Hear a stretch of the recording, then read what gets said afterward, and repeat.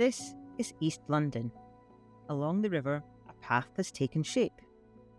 It's called The Line, a public art trail launched in 2015.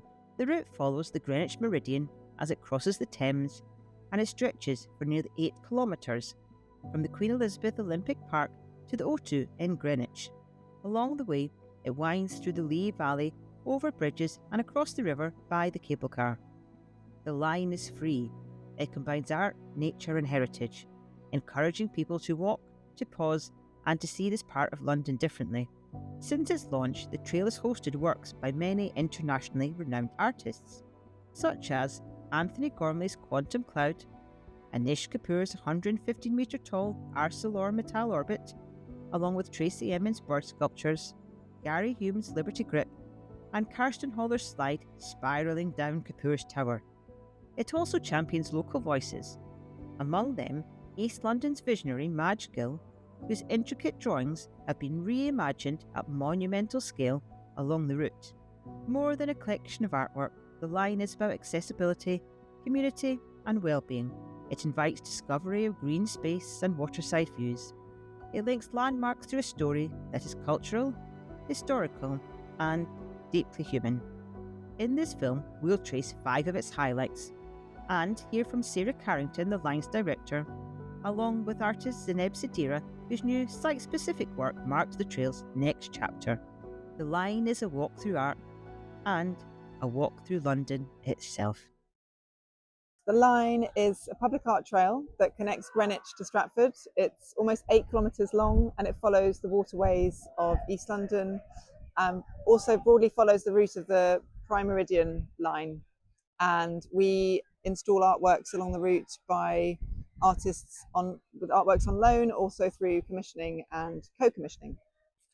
Well, I have always had a passion for looking at how art can connect people outside of museums and galleries, and I believe very strongly that public art is a huge opportunity to connect people to place and communities through learning more about art and asking questions about the world together. So fundamentally, I very much believe in public art, and I'd always been interested to know more about what the Line was doing and how it worked. And as I got to know Megan and to understand more about the project, I realised there's this huge potential to reach audiences, to connect more with local schools and local organisations and charities, which is what we've been able to do through the engagement programme. So I joined the Line in 2019, and our work locally has really broadened and grown since then. So it was founded in 2015. This is our 10th anniversary year. It was founded by Megan Piper and Clive Dutton. And Clive at the time was head of regeneration and inward investment at Newham, and Megan had been an art dealer and worked at Momart previously. So she was very aware of artworks that were sitting in storage in private collections that weren't being accessed by the public. And Clive really believed that Newham was the future of London and the world. And together they hatched a plan to bring these artworks out into the public realm for people to enjoy. And Clive worked with partners at the London Borough of Newham to identify sites along the waterways of East London. And then the idea came to extend it into Greenwich to connect to existing works that had been installed for the millennium. And it's grown significantly from there, but it was really those two minds coming together to create that opportunity and to get a lot of people behind it over a very short period and bring out works into the along the route. Clive had been very involved in the Olympics, so in a way the project has come out of as kind of an Olympic legacy, and I think it's extraordinary now to see East Bank and the expansion of investment into East London, and the Line sort of has been a part of that growth in some ways, to kind of draw out and encourage people to access the waterways through East London. I think originally the Meridian Line offered an opportunity to create the logic of the route and to think about what the Meridian Line enables in terms of connections around the globe.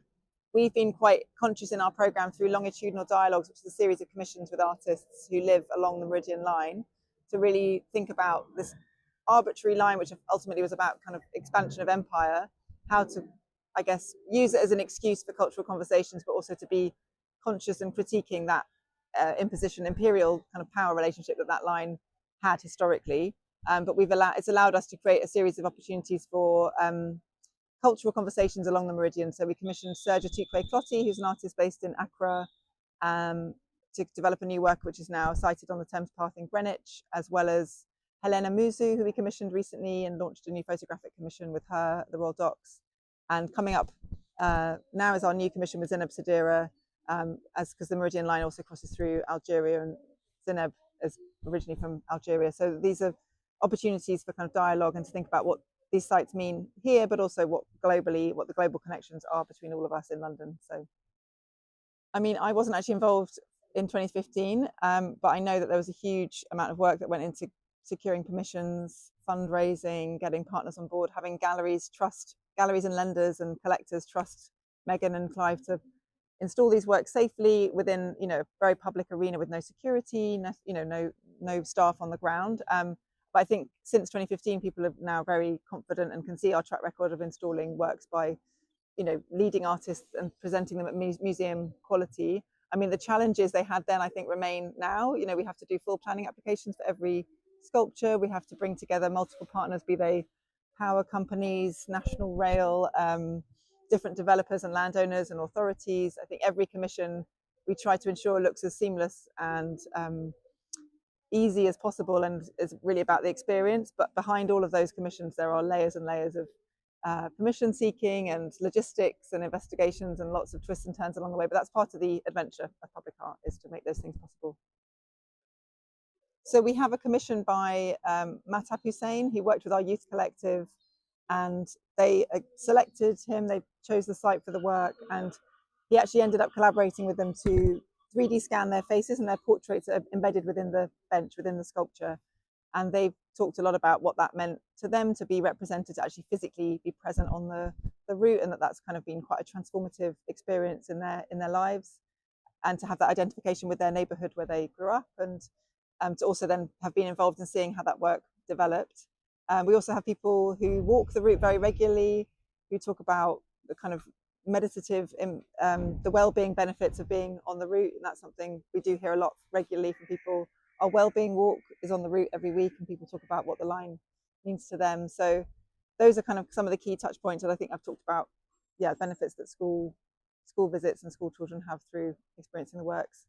I do think there's a very specific encounter when you're walking, when you're moving between the works. It's about your body in that space, in that setting, the movement, and that kind of direct encounter. I think it also does create, as I've said, that kind of meditative or mental health well-being benefit of being outside.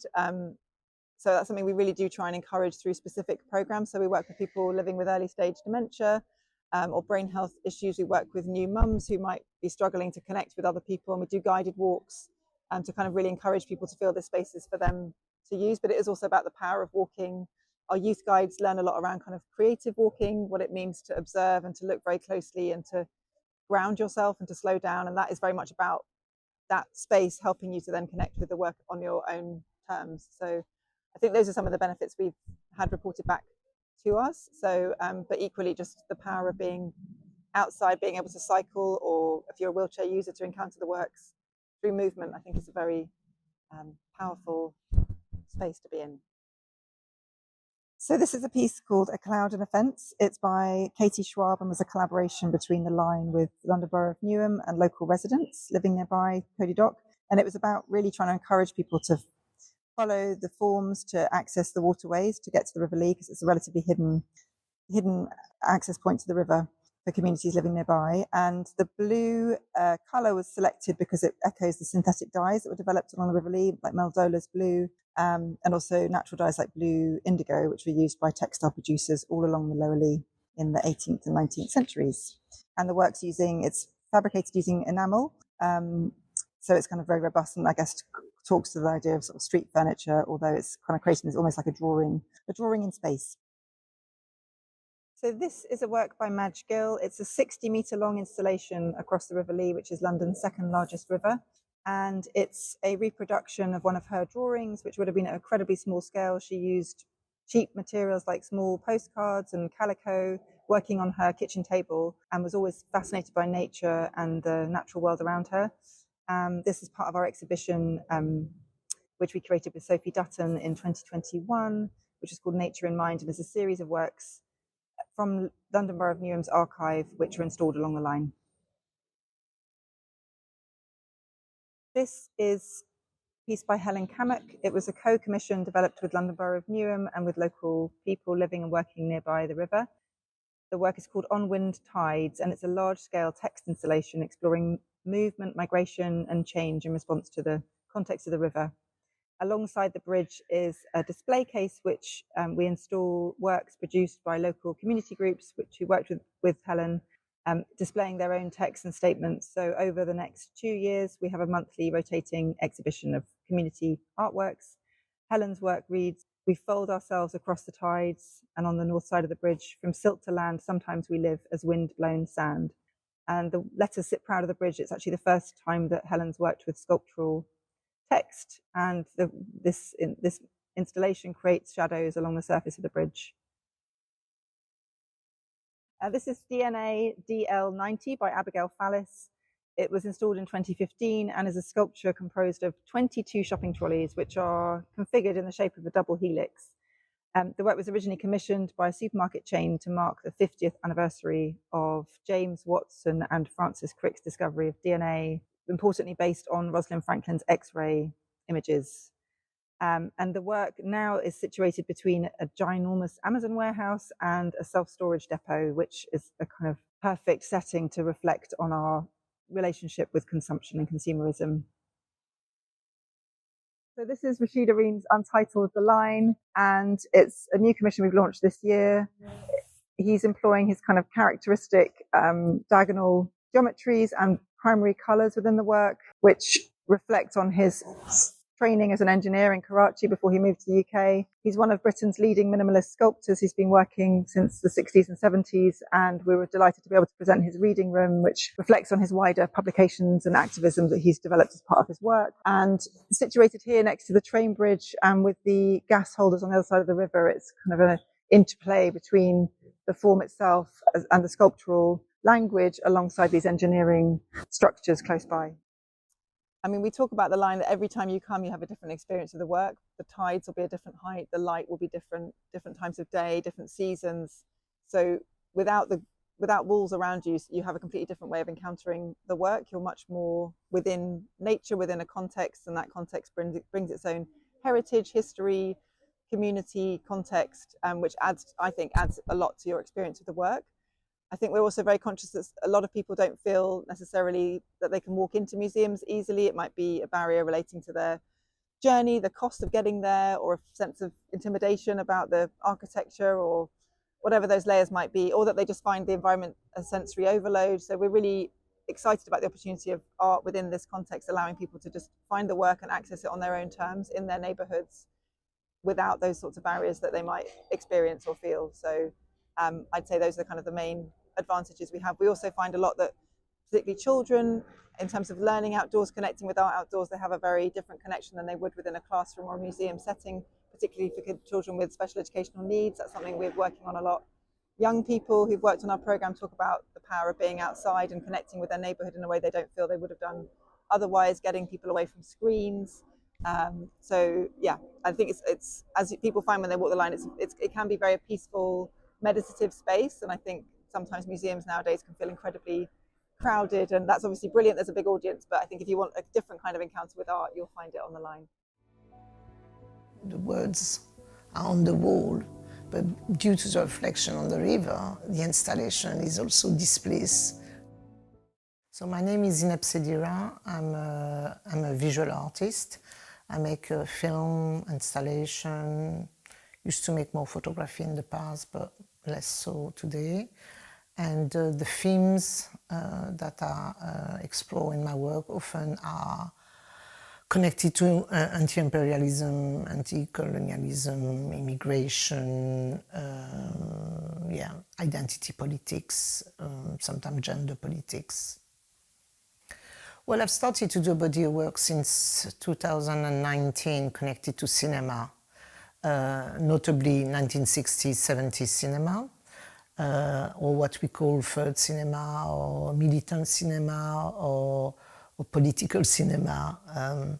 When I was asked to do something for the line, I wanted to carry on this theme on cinema. I knew I will have a wall, so I wanted to put a text on the wall, and I knew that the wall I was given to work with was connected to a film studio, the Free Mill Film Studio, which is a big film studio that kind of records so many films or TV series or whatever in London.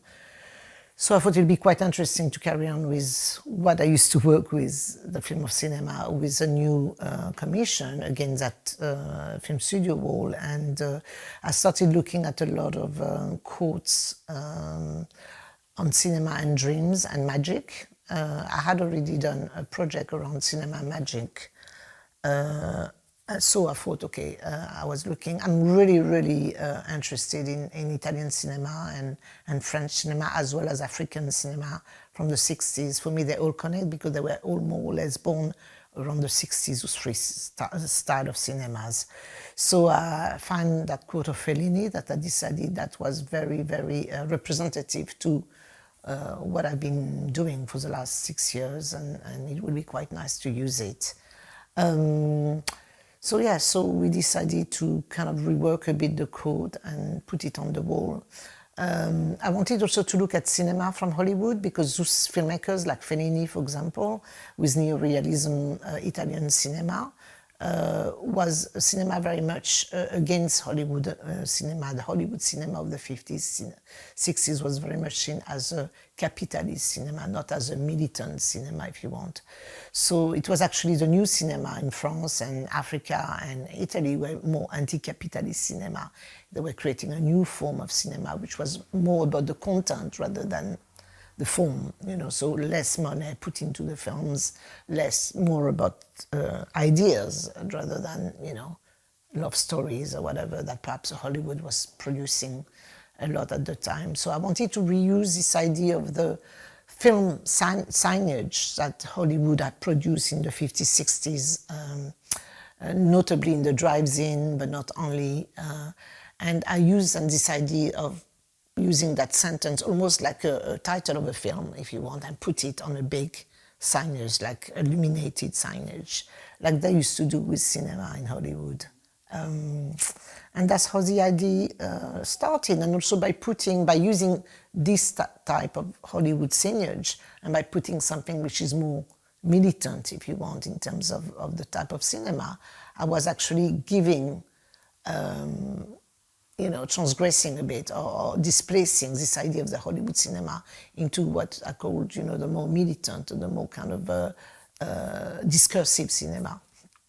Yeah, so by putting it into that kind of a Hollywood framework, I was giving an importance to that Italian cinema that perhaps didn't have so much in the early 60s. Of course, later on it became much more. I visited the Free Mill Studio first, and when I realized that it was quite an important film studio, I actually visited some of the spaces inside, the studio spaces inside. I knew also they had a props room and all those things that made me think, yes, this is perfect. I want to do the commission there or with them. That connects with what I've done since 2019, so it made sense to carry on that. And it fitted. I wanted also to do something connected to London. It's a film studio in London, producing mainly British film, I understand, perhaps few international ones, but mainly British. So it makes sense for me to actually use it. And then after I started looking at quotes, talking about dreams, because for me, cinema, it's also a dream or magic, because it's a reality that you're recreating through fiction, and it's, you know, and only magic can actually recreate that, and the lighting, the decor, the set design, all those things, the actor's role and all that. For me, it's a, you know, somehow recall dreams, you know, and dreams is a possibility also of making, you know, images. We all make images when we dream. So I thought that was quite interesting to bring perhaps this idea of dreams again into the cinema realm. And yes, film studio, I mean, for me it was just perfect for what I was going to do. Well, I did try to find a quote that will talk about cinema and the river, or dreams and the river, but I couldn't come up with anything. So I thought I should let that go, because in any case the river was there. But for me, the river, I mean, I've done a lot of work around the sea and a bit less about the river, but nevertheless, for me it's water, it's a place of movement, the river. It's a place where people circulate, by boat. It's a place of displacement, and then of course it connects to all the issues I used to work with over immigration, whether it's at sea or whether it's through the river. There's been a lot of displacement, of mobility happening, whether it's commercial, touristic, or even immigration, really. So I thought that was quite interesting to connect that also to perhaps the quote about the dream of those people who want to escape perhaps a place and to get into what they call a new place, a new dream, made sense to me. The words are on the wall, but due to the reflection on the river, the installation is also displaced to the river, to the floor. So it's in some ways it's an installation that is more than two-dimensional, because it kind of, especially when the light comes up, so it reflects all over and you can see it from very far, and it has some kind of expansion that I wasn't realizing when I designed the project, because I didn't think you'd be able to have such a clear reflection onto the water. Depending on the day and the weather and the light of the day, the installation changed completely, And sometimes you have ducks by the words, sometimes you don't have ducks, sometimes you have the high water, sometimes you have the low water, and then only the sand, the wet sand is left, and the reflection of the letters are on the sand and on the water. I mean, there are so many different kind of ways of seeing the work, which is really interesting. And for the people passing by, whether it's really early in the morning or mid-afternoon or late in the evening, they will each time have a different vision of the artwork, And that's very exciting because it's really alive, It's not just static, Yeah, it is a first public art project, and what's beautiful about that is, of course, you depend on the weather, and the light. But you depend also, what's nice is you have a much broader audience, people passing by, parents with their kids, cyclists. You have boats also who are parked not so far that can also view. I mean, you have such a wide range of audiences that actually pass by and can see it. There is a train passing by, you can see it from the train also. Haven't done this experience yet, but I'd love to try to see it one day from the train. So it's much open kind of audience, much more richer audience somehow than in a gallery space where we know not, some people go, but it's a kind of elite that tends to go to museums, So yes, we didn't mention the Greenwich Meridian, but yes, of course it connects with France and Algeria, and I'm, French and Algerian and British for having practiced here more than 30 years. So in some ways it was perfect because it was going through those countries that are always, first of all, are part of my identity. I've got a French and Algerian passport, but also a lot of my work deals with the story of France and Algeria, and more and more now with the UK also. So it was perfect in terms of that meridian, Greenwich Meridian. Well, yes, it's true. A lot of my work is personal, and there is always an autobiographical element to it where I bring either my parents or my children into the project. For this one, perhaps less so, apart that I can reiterate, because I've mentioned it a few times, that my love for cinema and my interest in cinema came from my father. So my father, although he's not there physically or not even mentioned, he's there in my head when I work on the cinema. And I did a project called Dreams Have No Title, where I actually make a homage to my father in terms of him passing on this kind of interest into cinema to me, which I'm developing more and more now. So there will be always something personal, connected to that, just via my father, for example, I think that people passing by would be quite impressed in some ways by the visuality of the text, because as you know, when it comes, especially at night, when the light comes on, it becomes quite magical. You have these kind of big, letters lit up, and it's kind of quite magical in a wall that was before purely a beautiful old brick wall, but nevertheless a very classic, simple, with not much happening wall, And now this wall is like is become alive, and And within that, you've got also all the surrounding around the trees, because let's not forget, it's by a river, it's in a park. You have a lot of the natural setting around it, the birds, the ducks in the water, all the trees around it, all that, brings some kind of more dramatical atmosphere to the piece, especially at night. But yeah, I'd like the audience, first of all, to connect with dream and cinema. I want them to really think about how cinema, or what cinema can mean, if you want to look at it like that. Because I think we're only a minority really who like cinema, who are cinephiles or cinema goers, So by having a broader audience looking and thinking or reflecting on cinema, for me is very important, and the magicality of the piece itself. I really hope it will kind of trigger some kind of thought and on children, on adults, on whoever, So yeah, I hope it will do that, because I think it's quite an impressive piece to look at anyway. I think so. I mean, I know I'm the artist, I shouldn't say that, but I think it is.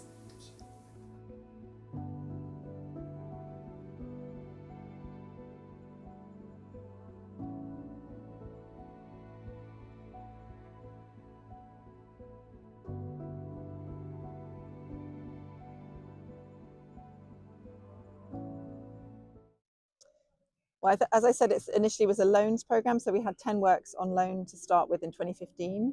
And I think so Clive Dutton actually sadly passed away 2 weeks after the line launched. So there was obviously a big shift in momentum, because he'd been such a vital part in the establishment of the program. And for a period of time, it was really just trying to fundraise to just keep the works installed.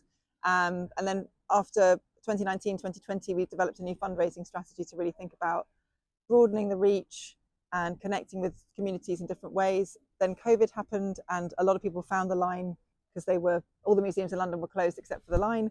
And that, in a way, for us was a moment of encounter and connection that we could never have really anticipated. And it also meant that we really emphasized well-being. This Newham had some of the worst impacts of COVID in the country. So we really wanted to ensure that we were supporting people to get outside, connect with nature, realizing the benefits of that as part of kind of wider recovery. And then within our curatorial program, we no longer only loan works, although we do still loan artworks for the route. We also commission site-specific commissions, like Larry Achimpong created an audio commission, Serge Tukwe Clotti, I mentioned, Helen Kamek. And then so Helen was a co-commission where we worked with local people to develop the brief, identify the site. So our program now encompasses loans, commissions and co-commissions, as well as performance and film programs that we've been able to present at the House Mill, which is where I'm sitting today.